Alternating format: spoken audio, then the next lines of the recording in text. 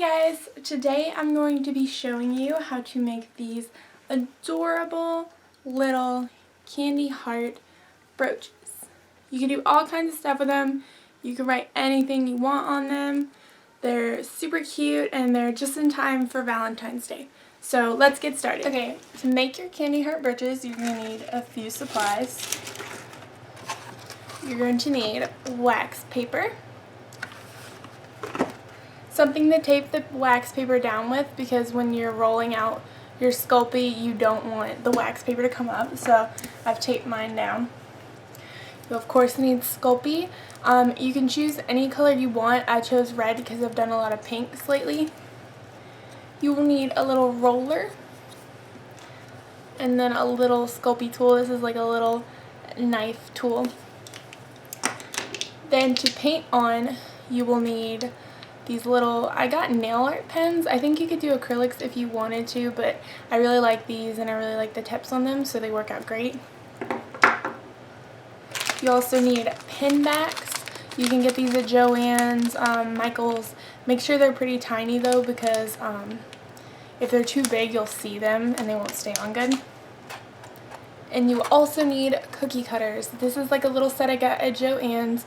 I think Target sells some. They have various shapes in here, but they have two different styles of hearts that I use, so those are helpful.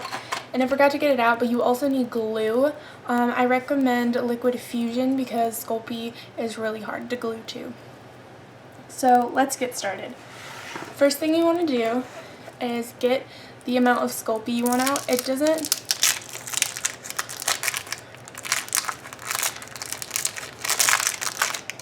really matter how much, like this is a good amount. Sometimes I do like a brick and a half, and then you're going to want to knead it until it's malleable. I have some older Sculpey and it takes forever to knead it, but the newer Sculpey doesn't take as long. You just have to play with it. And some colors are more malleable than others, I found. It's weird. Like the mint is super malleable. And it might stain your hands, like my hands are already getting red, but that's okay. Just keep kneading it. And then when you get it kind of soft, you're gonna want to roll it into a ball. What I'm trying to do is get rid of the little creases from the folds, and then I'm going to flatten it so it's like a little pancake. Push it onto my wax paper. Then from there I'm going to roll it out easily. You want to try to get your roll even, but it doesn't have to be perfect. And you don't want it too thick, like it'll bake if it's too thick, but I like when they're a little bit thinner. And you can roll it as big as you want. I normally only try to get like 2 or 3 hearts out of it, but I like the thickness of that. It's like, I don't know the metric system. I think it's like a centimeter. So then I'm going to get out my little cookie cutters. And this is my favorite one that I've been using. It has a little scalloped edges and it's cute. And then this one's pretty cute. It's the little, just a normal heart. We're going to be using the scalloped one, and then you just push it down, pick it up, and then I'm going to try to get 2 out of this one. You just have to position it, whatever works best, and then you peel them up. Now here's a little tricky because sometimes it gets stuck to the paper. You just take your little scalpel, it's like a plastic scalpel, it's not real, I promise. And you just edge it off the table. Okay, listen up because this step is really important if you want to glue anything onto the back of your Sculpey.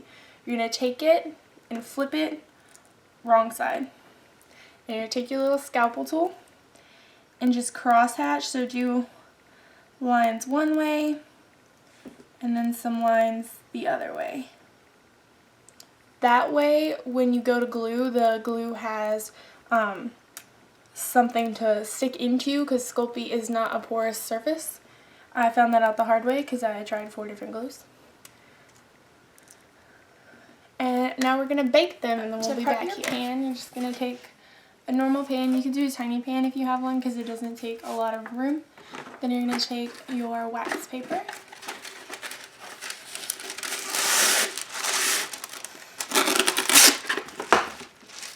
And then just do a layer over it. You don't want to bake directly onto the pan. And I'm going to take my little hearts. These don't shrink or grow, so you could put them however. You still shouldn't put them like right beside each other or touching each other, but you could put them pretty close and you'll be fine. So now that we have our pan prepped, we have to go preheat our oven.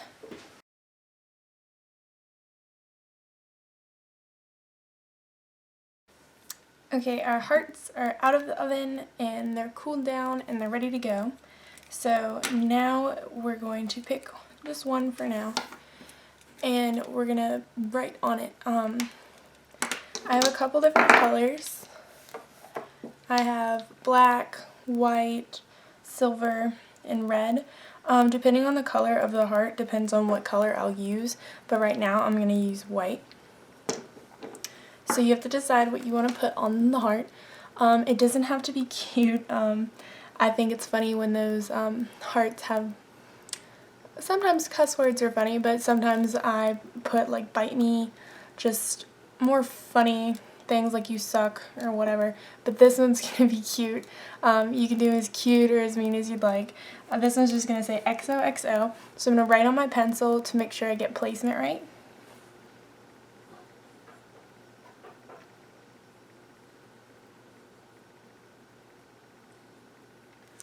I did it pretty faintly. I don't even know if you'll be able to see it, but it's just so when I paint, I'm not getting it all over the place and I don't have to worry about will it fit there. So you can do as simple or as difficult phrases as you'd like. I've done stuff like you're sweet, you're cute. Those are a little bit harder. XOXO is easy, love. You definitely have to have a steady hand, but this is not impossible.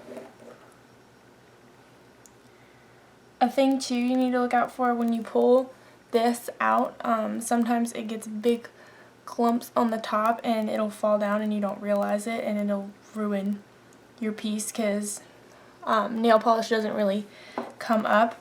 I start with the X's since they're so simple, and I don't actually touch the heart. I find it easier if I just let it sit there, but if you find it moving, then you can like put your pinky on it and hold it down.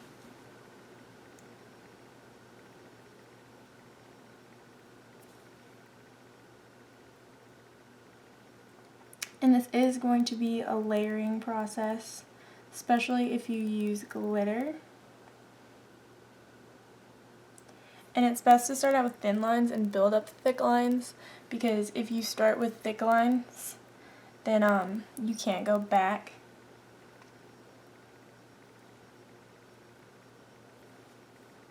So there's one line. And I do dip about every time I go back.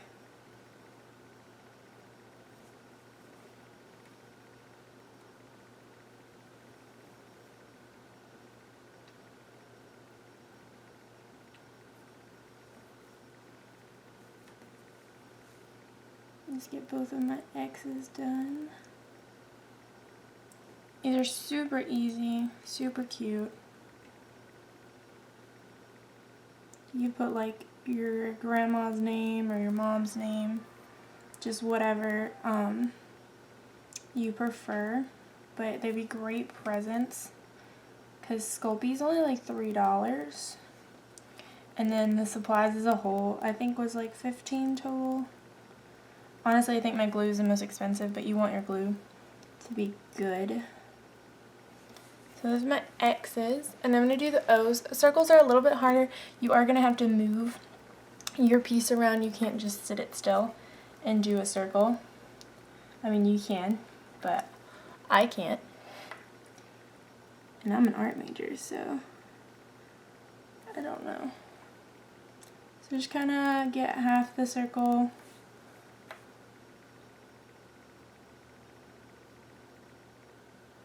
The glitter paints are a little bit more forgiving too. These kind of thicken, which you could thin them out, like put a dab and thin them out with like some acetone or whatever. but they work. You just have to, you can't layer as much as you can, like with the glitter. These do not have to be perfect. Honestly, it's ridiculous to get them perfect. It's too hard. And then sometimes they come out great, sometimes they don't. Like I was doing a couple last night and I hated them. And then I did some like a week ago and they're perfect. So if you're struggling, just take a break. It's okay. So there's my O. It's not perfect. It's cute. Do my other O.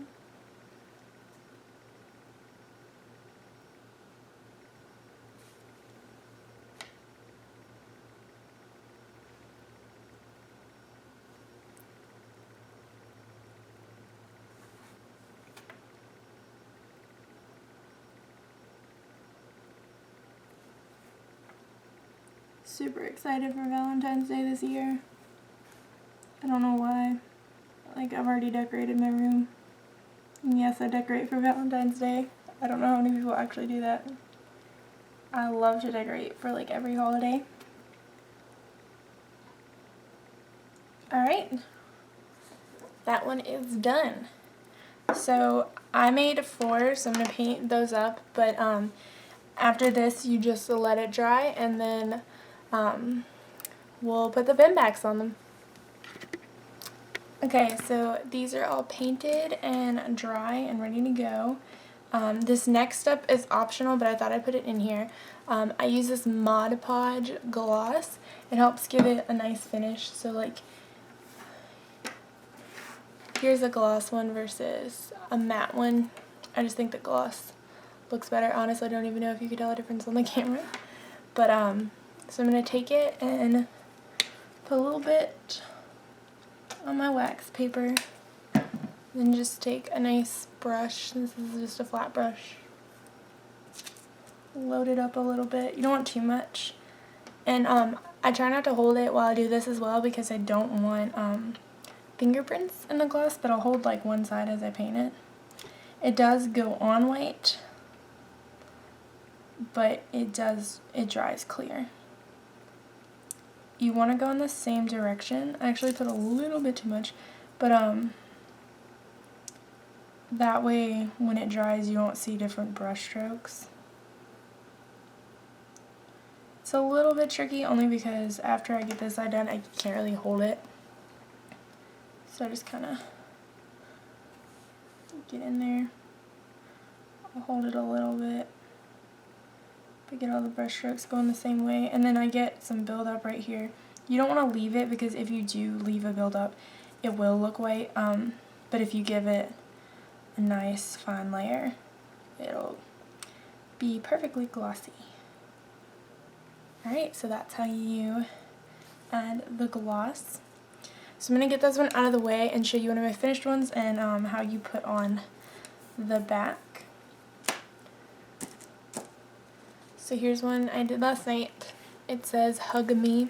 Super adorable. I'm going to take my liquid fusion and one of my pin backs.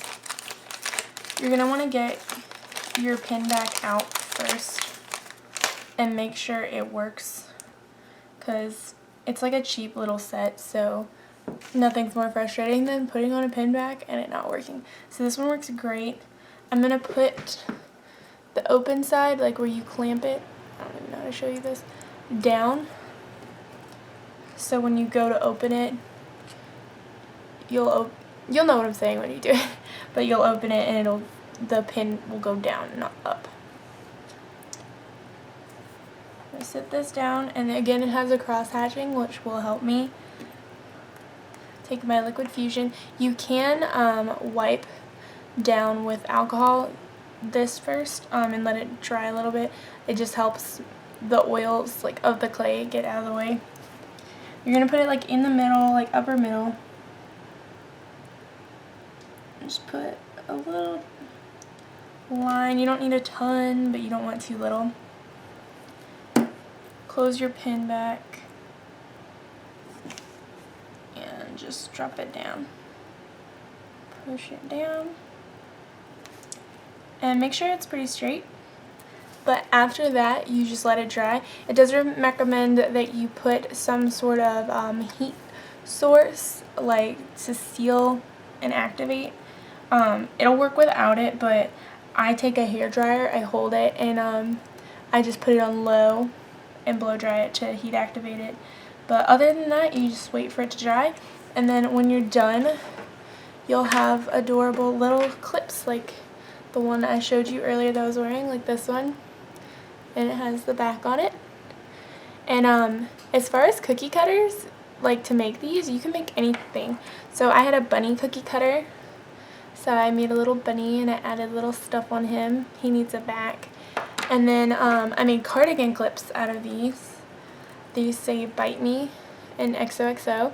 You just need different clips on the back, but you can really do anything. And then once you finish with your cookie cutters, if you're good at molding, I made Jeannie's lamp, and when you put the Mod Podge on, the glitter, you can actually like add glitter since it's sticky. Super pretty. And then I made a little honey pot. So the options are really endless, and they're super fun to make, but make sure you post your photos on Instagram and tag me because I'd love to see what you guys make. So until next time, bye!